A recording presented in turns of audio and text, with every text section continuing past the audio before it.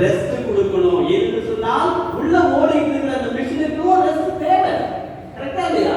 எப்பொழுது பார்த்தாலும் வாயில எதையாவது போட்டு அழைத்துக் கொண்டே இருந்தோம் என்று சொன்னால் அந்த மிஷின் என்ன ஆகும்? ஓரளவுக்கு தான் தாங்கும். கரெக்டா இல்லையா?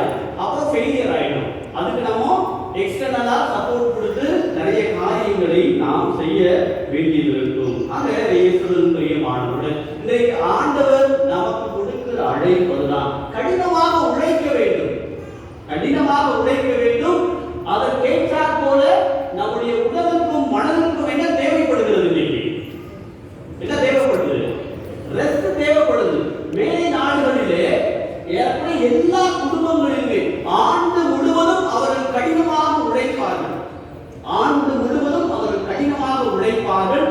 உழைத்த வருவாயிலே ஒரு பகுதி அவர்கள் சேமித்து வைத்து அவர்களுக்கு அந்த மே மாதம் அல்லது ஒவ்வொரு நாட்டிலும் எந்த இதுல கோடை விடுமுறை வருகிறதோ ஒரு மாத காலம் எங்கேயாவது வேறு நாட்டிற்கோ அல்லது அவர்கள் நாட்டிலேயே ஏதாவது ஒரு கடற்கரை பகுதிக்கோ அல்லது மலைப்பகுதிக்கோ சென்று அந்த ஒரு மாதம் ஓய்வெடுப்பார்கள்.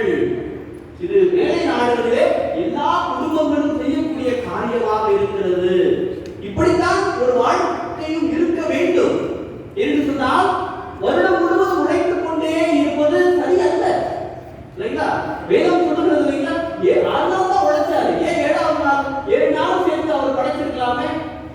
ஆண்டவர் உணர்த்துவது இதுதான்.